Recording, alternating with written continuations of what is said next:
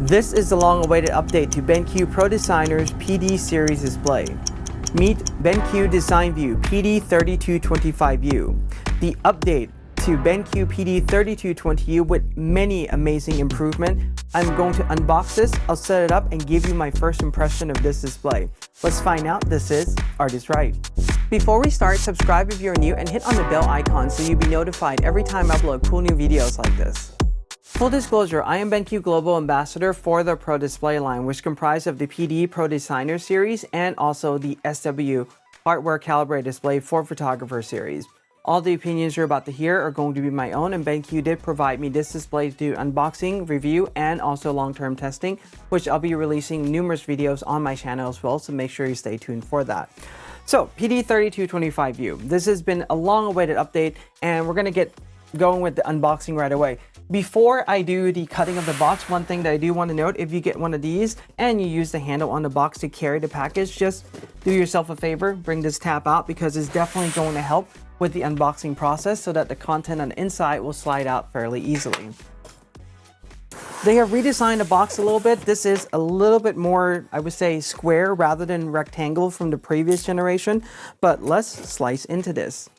So a couple of things about this display is that we still have a 32-inch display. We still have the industrial design that is very similar to the 3220U have come before, although there are some changes to the industrial design overall, but majority of it is going to remain the same. What we are going to see as an improvement, though, are going to be the panel.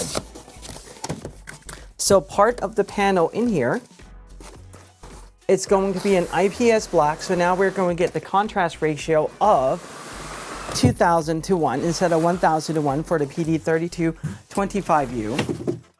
And we still retain the Thunderbolt connection, so you can still do the display daisy chain on this.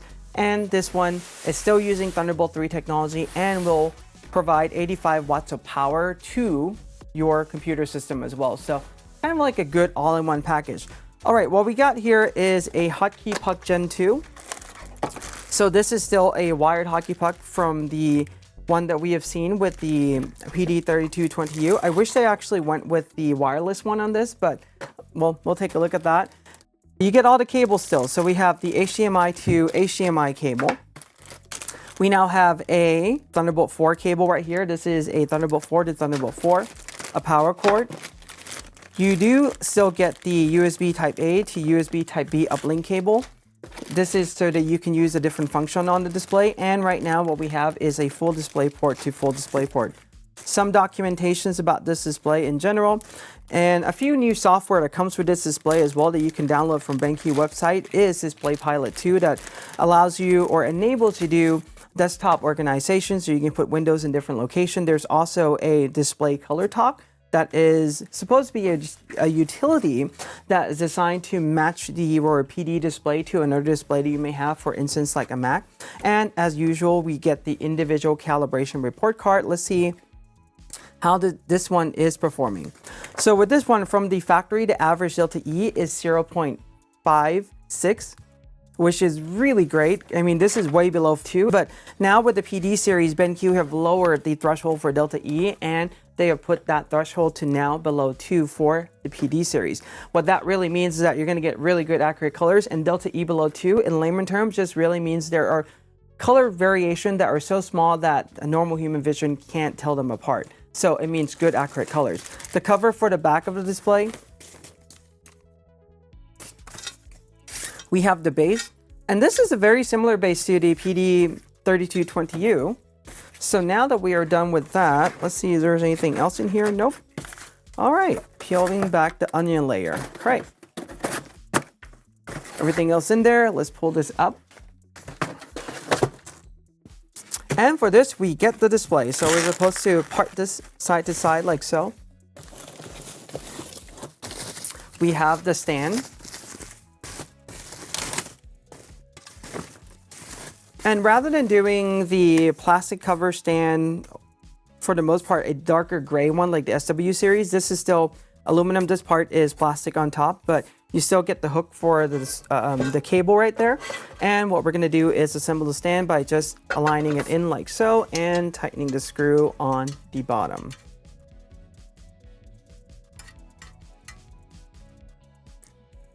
Now, if you're going to use the stand, there's different ways to hook up the display. You can bring the display out, but I think one of the easier thing that you can do when you're trying to really put this together is just link it up with the stand inside the box, with the display inside the box, and just really lift it out like so. And you will make some noise and some caracas, but that's perfectly normal. All right, let's take a look at this display. So PD3225U. From the look of this overall, the industrial design is pretty much exactly like 3220U, and it's going to be difficult to tell them apart without powering it on. What we have in the display in general, and let's rotate this to the back a little bit, is we still have a USB port on the side, so USB-C, USB Type A, a headphone jack out on the back. We got the power button, we got the multi-way joystick, and two little buttons on the side. The plug-in, it's still on the back of the display, and it does come with the cover to put it on. And you know, seeing BenQ made the ergo arm, I wish they made these plug-in kind of just magnetic that just snaps in like that. It would be really cool, but you know, we got the old type where we have to insert it and just press it in a little bit, but otherwise it's good. BenQ logo on the back here. But in the front, you will see that this is super minimally designed. There's a word BenQ on the base, as you can see right there, but that's pretty much it. There's no other BenQ naming anywhere else. Now, you will see the thing saying that this is normal to your monitor, do not tear. So pretty much there is almost like a plastic screen protector layer on the display. It looks like that. Do not remove that. So pretty much this comes ready to go. You do not need to go in and remove that at all. You're going to be good. So what I'm going to do is, give me a moment. What I'm going to do is reset this up, link this up to my computer, and I'll give you my thoughts about this new IPS Black and talk about some of the other features of this display as well that I think are really neat and some of the improvement from the previous generation. So I'll be back soon. I'm almost ready to plug in and turn on the display, but before I do that, a few things I want to go over. I briefly mentioned during the unboxing that we still get the Hotkey Puck Gen 2. I was hoping that this would be the Gen 3 wireless that comes with the SW series, but hopefully next time around we will get that. Overall industrial design very similar to PD3220U, and we still also have the matte panel. I'm turning this towards the light a little bit. You can see the light is being diffused, but it's definitely not being diffused as much as the SW series with the fine coated panel or the art panel in the SW321C. Those look like matte paper, so if you're looking for something like that, SW series would be the way to go. The other distinction between the PD and SW series are going to be the 99% Adobe RGB coverage. This is especially important if you are a photographer who prints. SW series are going to be much better and much better suited for your workflow. And the last thing about the SW series is that it comes with hardware calibration, so you're going to get super precise color fine-tuning, color accuracy. Where it comes to this display, you're going to rely on software calibration. You're still going to get accurate colors out of it, but the SW is definitely the cream on top of everything else.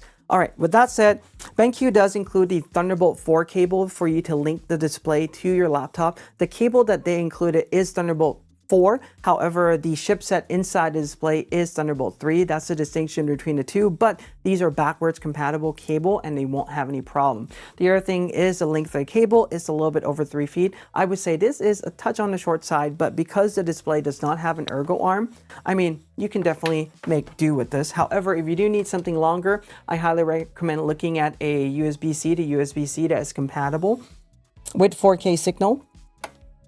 Either that or look at a Thunderbolt cable that is longer. All right, so we're gonna plug this into my laptop. And this is a 14-inch M2 Max MacBook Pro. Going to power this on, and that should come up really soon. So Mac has now recognized this. It's now providing 85 watts of power to my laptop system, and some of you may ask if this is enough power to, for instance, run the 14 and 16-inch MacBook Pro, and the answer to that is yes. However, during heavy load cycle, what it's going to do most likely is that it's going to run the laptop, power the chip, but it may not charge the battery simultaneously. That's part of the reason why on the 16-inch MacBook Pro, the big one from Apple, what they have done is include a 140 watt power adapter, so there's a lot of overhead, meaning that you can run the computer hard and also charge the battery at the same time. Whereas this one, it might just run the computer and the battery may not charge. right away or may charge a little bit slower. So that's just something to note there, but it will work just fine and it is fully compatible. Now, some of you will also ask what happens if I'm using a computer that is a desktop that does not need PD power delivery. Well, you're going to be fine with that too. It's going to auto negotiate and it won't send any power if it's detecting that it is a desktop. So something to note there. All right, so I figured this is a good picture to show us. This is Rise of the Resistance, and this is a great demo piece to the IPS Black. This contrast ratio is now 2000:1, double from the PD3225U series, and it looks really stunning black here. Now, it's not going to be quite OLED or mini LED, but this is looking really amazing. I think this is one of the really great updates to this particular PD flagship. A few other things I want to quickly mention compared to the PD3225U, the previous Gen 1, is that this now has a 400 nits max brightness, is HDR 400 VESA compatible. So pretty much you can view HDR content there. It doesn't really quite push to the 600 nits range, but I think this is a fairly good value to be at. It's still much brighter than the previous generation, and if you're using this for most creative workflow anyway, beside HDR content viewing, you're still going to be dimming down your display to anywhere between 80 to about 160 nits. So this is still going to fit the range just fine.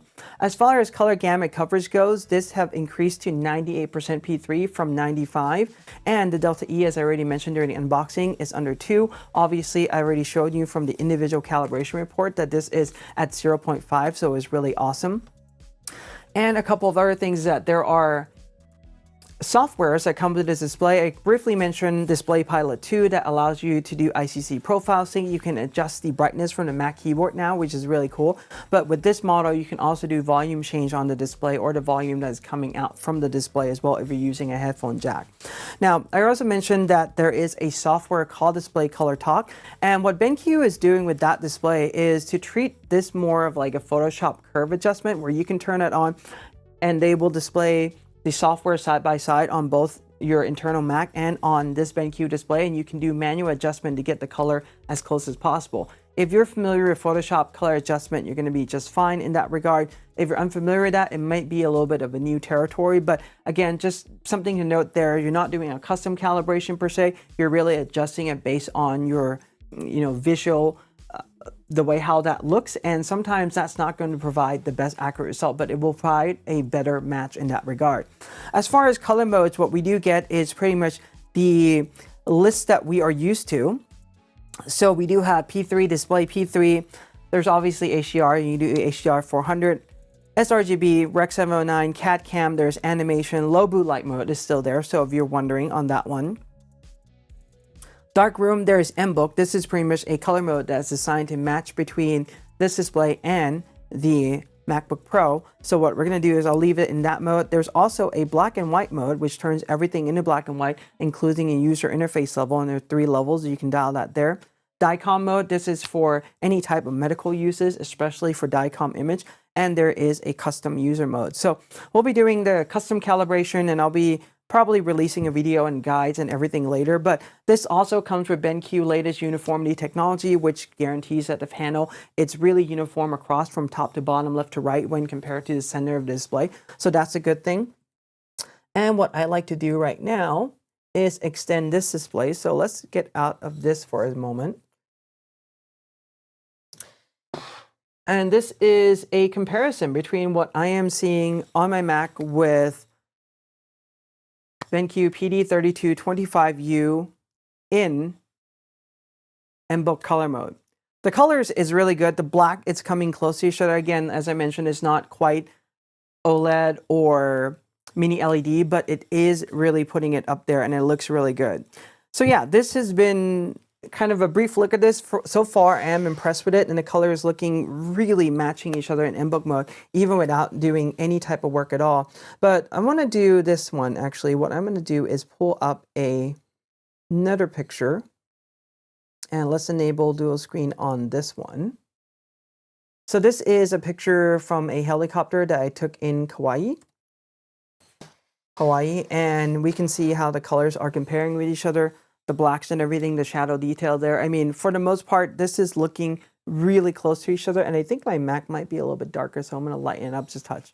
You can see that my from where I'm standing here, visually, it looks very similar to each other. And I'm also seeing that my camera is being able to capture these, that is looking really, similarly as well. So not only am I saying it looks similar, but the camera is also capturing that, and that's really cool. All right, one last thing I want to mention about this is that when you get the BenQ PD series, it also comes with Panho Connect Premium for 1 year as well. If you're interested in that, it does come with those. But yeah, this is so far going to be my video and my first initial impression for this PD3225U. I think the visual imagery of this looks really stunning.